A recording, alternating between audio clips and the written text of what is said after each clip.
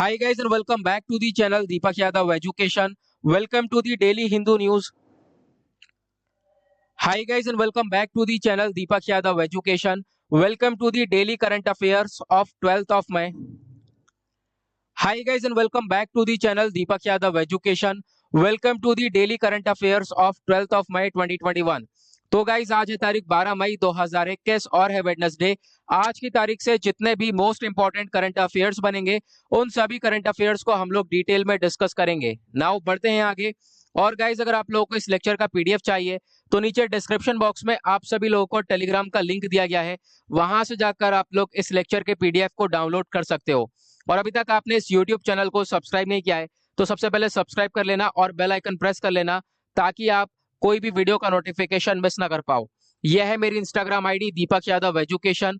यहाँ पर जाकर आप लोग मुझे फॉलो कर सकते हो और अपनी जितनी भी क्वेरीज हैं मुझसे यहाँ पर पूछ सकते हो। नाउ यहाँ पे आता है हमारा सबसे पहला आर्टिकल जिसके अंदर बात करी गई है डिजिटल फाइनेंशियल इंक्लूजन के बारे में।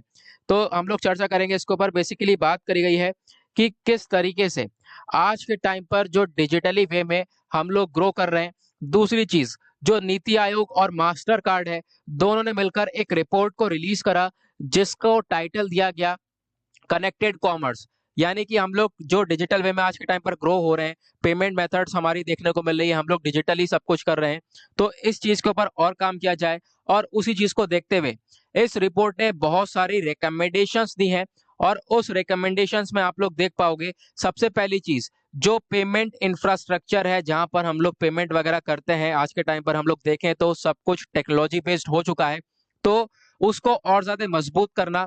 तो उसके बाद यहाँ पे सेकंड पॉइंट ये बताता है कि आज के टाइम पर देख पाओगे जो माइक्रो स्मॉल मीडियम एंटरप्राइजेस हैं इन सबको क्रेडिट सोर्सेस अलग अलग होने चाहिए, मतलब कि इन सबको उधार एक तरीके से प्रोवाइड करवा दिया जाए, फाइनेंशियल असिस्टेंस दे दी जाए ताकि जो ग्रोथ अपॉर्चुनिटीज हैं इनके पास आती रहें। उसके बाद एट द लास्ट यहाँ पे बात करी गई जो इंफॉर्मेशन शेयरिंग सिस्टम है उसको बनाया जाए ताकि जो फ्रॉड रिपोजिटरी है उसको अलग रखा जाए, कोई भी फ्रॉड न्यूज है तो हम लोग उसको अलग कर दें। इससे क्या होगा कि जो कस्टमर है वो फ्रॉड मामले में नहीं आएगा, उसको एक ऑथेंटिक न्यूज यहाँ पर मिलती रहेगी। एंड उसके बाद यहाँ पर यह भी बताया गया जो लैंड रिकॉर्ड्स है वो भी आज के टाइम पर डिजिटलाइज होते हुए नजर आ रहे हैं, तो ये भी काफी बड़ा रोल प्ले करेगा। एंड एट द लास्ट ये बात करी गई कि देख पाओगे कि जैसा हमारा पेमेंट सिस्टम है जिस तरीके से ग्रो हुआ है, आपके फोन में सब कुछ होगा, फोन पे गूगल पे सब चीजें हैं। इससे क्या होगा जो क्राउडिंग वगैरह है या फिर लाइन लगानी पड़ती है ये सब चीजें काफी हद तक कम होती हुई नजर आएंगी क्योंकि हमारे पास स्मार्टफोन्स हैं, सभी चीजें हैं, तो उसके बारे में यहाँ पर बताया गया। नाउ यहाँ पे आप देख पा रहे होंगे यह है सेकंड आर्टिकल जिसके अंदर हम लोग सिर्फ और सिर्फ लोकेशन के बारे में बात करने वाले हैं। कुछ यहाँ पे ज्यादा खास है नहीं। देखोगे साउथ सूडान के बारे में बात करी गई है। नाउ जो साउथ सूडान के प्रेसिडेंट हैं जिनका नाम है सल्वा किर, इन्होंने वहां के पार्लियामेंट को डिसॉल्व किया है, तो उसी वजह से ये आर्टिकल न्यूज के अंदर है। नाउ फिर से देखेंगे, ध्यान से देखना साउथ सूडान कहाँ पर लोकेटेड है। ये देख पाओगे इंडिया, ठीक है, और इंडिया के बाद यहाँ पे कुछ अफ्रीकन नेशंस और उसके बाद जो ये वाला पर्टिकुलर एरिया है ये है साउथ सूडान। एक बार फिर से देख लो अच्छे से, ठीक है, फिर उसके बाद हम लोग इसको अच्छे से जूम करके देखने वाले हैं। ओके, नाउ यहाँ पे आप लोग देख पा रहे होंगे साउथ सूडान को, तो इसकी जो नेबरिंग कंट्रीज है वो कौन कौन सी है। सबसे पहली चीज तो आप लोग देख पा रहे होंगे ये एक लैंड लॉक कंट्री है, आपस में देख पाओगे सभी जगह से लॉक्ड है। जैसे कि यहाँ पर आपको देखने को मिलेगा ऊपर सूडान है, इधर चार्ट मिल जाएगा, इधर CAR क्या होता है मैं भी आपको बताऊंगा, इधर DRC, इधर युगांडा, नीचे कीनिया, ऊपर इथियोपिया और इसकी जो साउथ सूडान की कैपिटल है वो है जुबा। ओके, नाउ यहाँ पे अगर हम बात करें साउथ सूडान एक लैंडलॉक कंट्री है जैसा कि मैंने आपको बताया, और उसके बाद इसके बॉर्डर के बारे में बातचीत करी गई। ईस्टर्न साइड में इथियोपिया देखने को मिलेगा, मैंने भी आपको बताया, नॉर्थ साउथ में सूडान है, और उसके बाद जो वेस्टर्न साइड है वहां पर सेंट्रल अफ्रीकन रिपब्लिक है, और साउथ वेस्ट साइड वहां पर डेमोक्रेटिक रिपब्लिक ऑफ कॉन्गो है जिसको DRC बोला गया था, और साउथ साइड में युगांडा और साउथ ईस्ट साइड में कीनिया। तो ये लैंडलॉक कंट्री है। उसके बाद यहाँ पर यह बताया गया कि देखो जो ये साउथ सूडान है इसने अभी हाल ही में इंडिपेंडेंस लिए, एक तरीके से आजादी अभी हाल ही में ही हुआ है। किससे? सूडान से, ठीक है, रिपब्लिक ऑफ सूडान से। और कब हुआ है? 2011 में।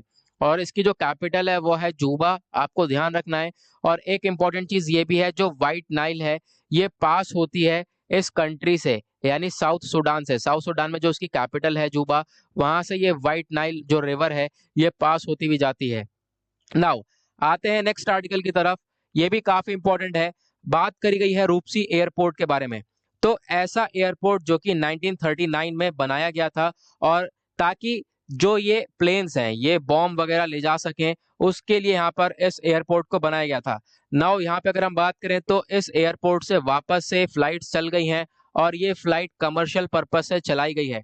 तो यहाँ पे आप देख पाओगे एक एयरपोर्ट जिसको बनाया गया था वॉर प्लेन्स के लिए 1939 में, तो यहाँ पर कमर्शियल विंग्स चलते हुए नजर आए। और ये कहाँ पर है? आसाम के धुबरी डिस्ट्रिक्ट में है, ये आपको ध्यान रखना है।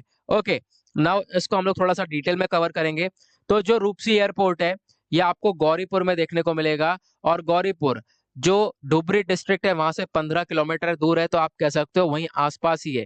और उसी के साथ जो साउथ एशिया का लार्जेस्ट एयरपोर्ट है वो यही वाला रूपसी एयरपोर्ट है। इसके अंदर आपको 1.8 किलोमीटर का सबसे बड़ा रनवे देखने को मिलेगा, जहां से ये जो प्लेन है वो रन करके उड़ता है।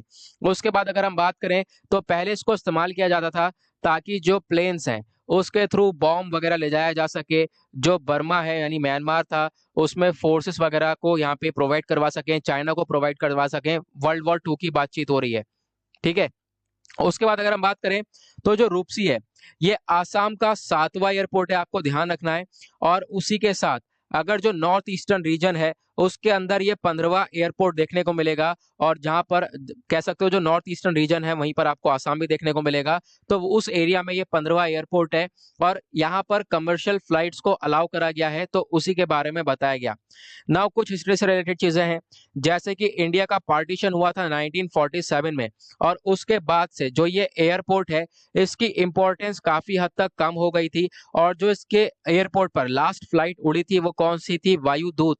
और ये धुबरी डिस्ट्रिक्ट से गुवाहाटी तक ये उड़ी थी, धुबरी टू गुवाहाटी। 1983 में इसने टेक ऑफ किया था। उसके बाद से यहाँ पे कोई फ्लाइट नहीं चल रही थी। नाउ अभी हाल ही में एक फ्लाइट को कमर्शियल पर्पस की वजह से यहाँ पर चलाया गया, जिससे कि कनेक्टिविटी वगैरह हम लोग को आने वाले टाइम पे और ज्यादा अच्छी तरीके से बढ़ती हुई नजर आ सकती है। नाउ आते हैं नेक्स्ट आर्टिकल की तरफ। यहाँ पे बात करी गई है माउंट सिनाबक के बारे में। तो इंडोनेशिया का एक वॉल्केनो है माउंट सिनाबक, ये हो चुका है इरप्ट। तो इरप्ट होने के बाद ये न्यूज के अंदर आ चुका है। तो फ्राइडे में इसका इरप्शन हुआ था, कोई ज्यादा देर के लिए नहीं हुआ था। आप कह सकते हो 6 मिनट के लिए इसने इरप्ट किया, जिसमें से मैग्मा, एशेस वगैरह ये सब कुछ देखने को मिले, जैसा आप लोग पिक्चर यहाँ पर देख पा रहे होंगे। और लगभग 3 किलोमीटर की ऊंचाई तक इसी तरीके से जो ये आप कह सकते हो कि धुआं वगैरह देखने को मिला, राख निकलती हुई नजर आई 3 किलोमीटर की ऊंचाई तक। नाउ इसी के बारे में हम कवर करने वाले हैं। जो इंडोनेशिया का माउंट सेनाबर्ग है ये कहाँ पे लोकेटेड है? ये लोकेटेड है नॉर्थ सुमात्रा में। तो यहाँ पे आप देख पाओगे ये है सुमात्रा, और यहाँ पर सुमात्रा के इस वाले पर्टिकुलर एरिया में नॉर्थन साइड ऊपर है, तो यहीं पर ये माउंट सेनाबर्ग लोकेटेड है। और इसमें बताया गया जो अब इसका इरप्शन हुआ तो 3 किलोमीटर तक हवा में धुआं धुआं हो गया। और उसके बाद यहाँ पे आप देख पा रहे होंगे जो ये वॉल्केनो है इसके बारे में बताया गया कि ये लास्ट बार कब एक्टिव हुआ था। देख पाओगे साल 2010 में एक्टिव हुआ था, बीच में 2013 में भी एक्टिव हुआ था, 2020 में भी एक्टिव हुआ था, ठीक है। 2021 में अभी एक बार और पहले एक्टिव हुआ था। लेकिन ये 2010 से पहले कब एक्टिव हुआ था? ये 400 साल पहले एक्टिव हुआ था, यानी 400 साल बाद जो है वापस से ये एक्टिव होता हुआ नजर आया है। नाउ जो इंडोनेशिया है वो आप कह सकते हो घर है आज के टाइम पर बहुत सारे एक्टिव वॉल्केनोस का। यहाँ पे बहुत सारे आपको वॉल्केनोस देखने को मिल जाएंगे। और ये जो लोकेशन है ये रिंग ऑफ फायर वाली लोकेशन पड़ती है, मैं भी आपको पिक्चर में दिखाऊंगा। और उसी के साथ यहाँ पर अर्थक्वेक्स वगैरह भी बहुत सारे देखने को मिल जाते हैं, ठीक है। भूकंप वगैरह भी काफी हद तक यहाँ पर आते रहते हैं। नाउ जो रिंग ऑफ फायर है यहाँ पर दुनिया भर के जो 75% के वॉल्केनो है वो आपको यहाँ पर देखने को मिल जाएंगे, ठीक है। आप कह सकते हो यहाँ पे ये होम है 75% के वर्ल्ड के वॉल्केनोस का। साथ ही साथ जो 90% अर्थक्वेक हैं, जो भूकंप है वो यहाँ पर देखने को मिल जाते हैं।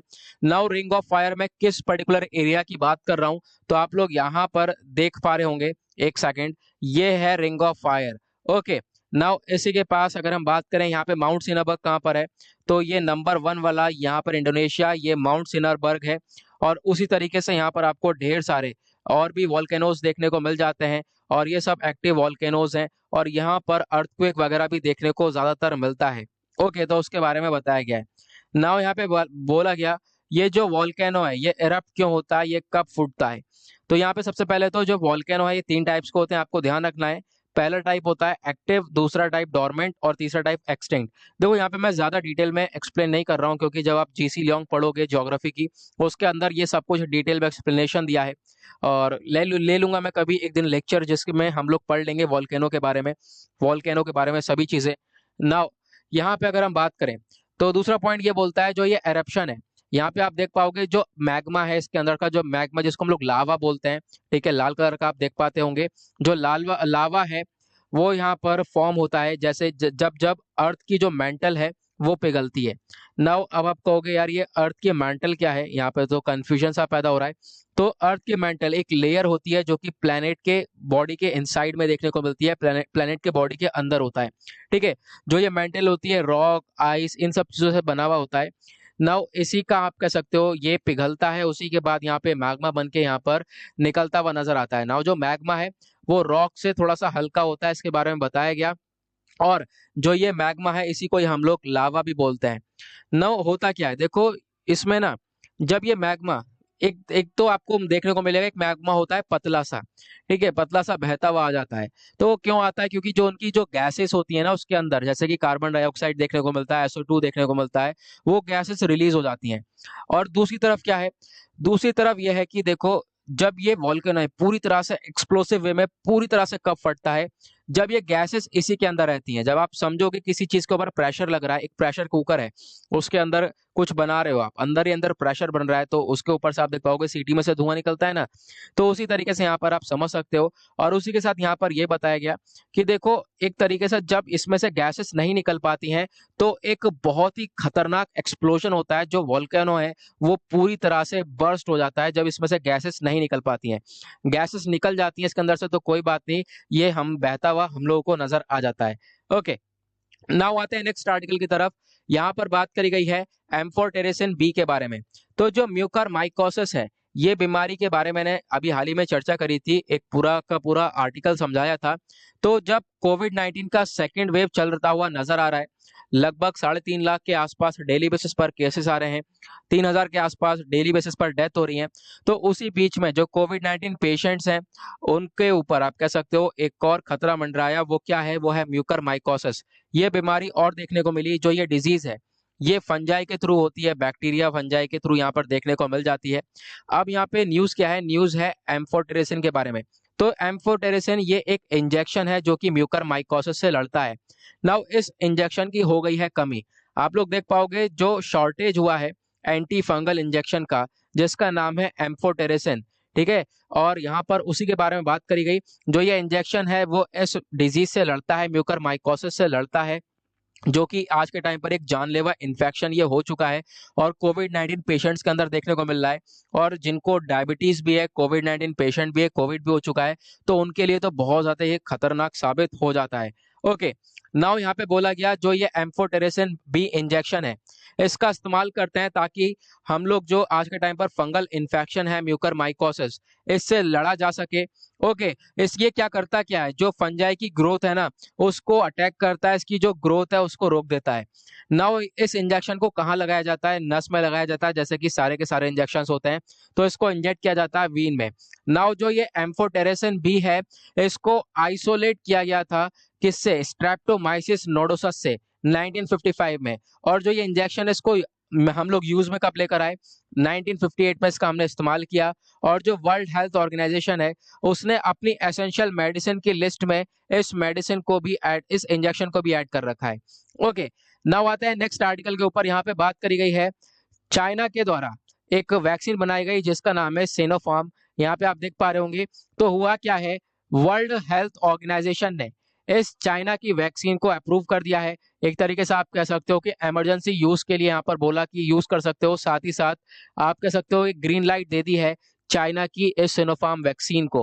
ओके, तो आपको नाम ध्यान रखना है, इस वैक्सीन का नाम है सिनोफार्म। नाउ यहाँ पे आप देख पाओगे उसी के ऊपर बताया गया कि WHO ने इमरजेंसी यूज के लिए यहाँ पर इसको इस्तेमाल करने के लिए बोल दिया। और इसमें क्या हुआ है कि इस वैक्सीन ने जो है WHO का ग्रीन लाइट रिसीव कर लिया है। अब यहाँ पे हम लोग बात करेंगे कुछ और चीज के बारे में। जो WHO है यानी वर्ल्ड हेल्थ ऑर्गेनाइजेशन, ये ऑलरेडी बहुत सारी वैक्सीन को इमरजेंसी यूज दे चुका है, मतलब कि इसका हम लोग इस्तेमाल कर सकते हैं, जैसे कि Pfizer, BioNTech, Moderna, Johnson and Johnson, AstraZeneca, इन सभी को जो है इमरजेंसी यूज के लिए बोल दिया गया है। नाउ इसके अंदर अब ये चाइना की वैक्सीन भी आ चुकी है। नाउ क्वेश्चन ये उठता है कि जो ये सिनोफार्म वैक्सीन है चाइना की, ये कैसे वर्क करती है। तो देखो, ये एक इनएक्टिवेटेड कोरोना वायरस वैक्सीन है, ठीक है, इनएक्टिवेट है।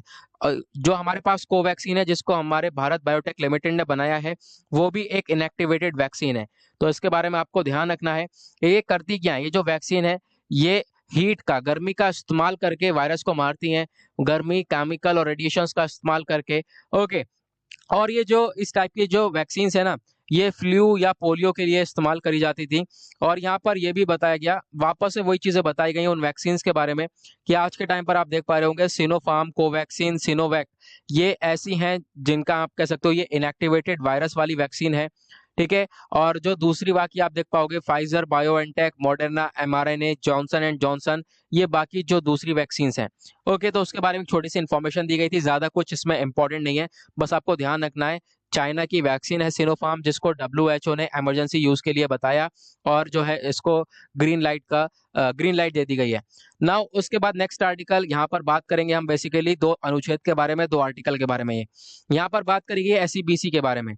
ये क्या है, socially and educationally backward classes.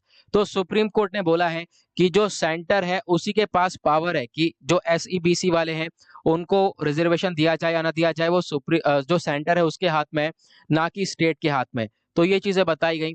तो यहाँ पे आप देख पाओगे वही चीजें बताई गई हैं। आर्टिकल 342 के बारे में यहाँ पर बताया गया है। तो जो मेन इन्फॉर्मेशन है वो मैंने निकाल के यहाँ पे रख दी है। तो बेसिकली दो आर्टिकल है, एक है आर्टिकल 338B, दूसरा आर्टिकल है 342A। तो दूसरा आर्टिकल है, इस पे फोकस करते हैं।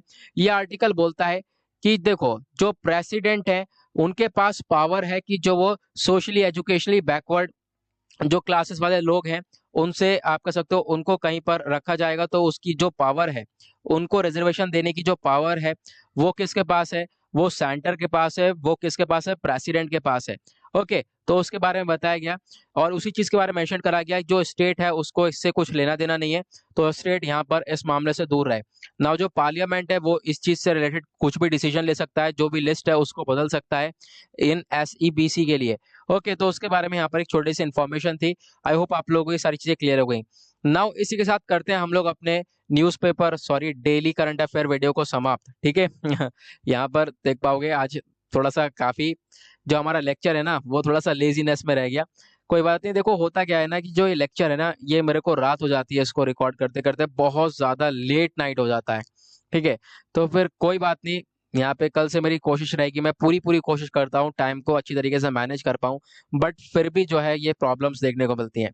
चलो कोई नहीं, कल से देखेंगे। तो आई होप गाइज आप लोग को सभी चीजें क्लियर हो गई होंगी। लेक्चर का PDF चाहिए, नीचे डिस्क्रिप्शन बॉक्स में टेलीग्राम लिंक है, वहां से डाउनलोड कर लो। और प्रॉब्लम होती है तो नीचे डिस्क्रिप्शन बॉक्स में अगेन इंस्टाग्राम लिंक है, वहां पर जरूर फॉलो करना। नाउ मिलते हैं आप लोगों से नेक्स्ट वीडियो में। आज के लिए bye bye, have a nice day.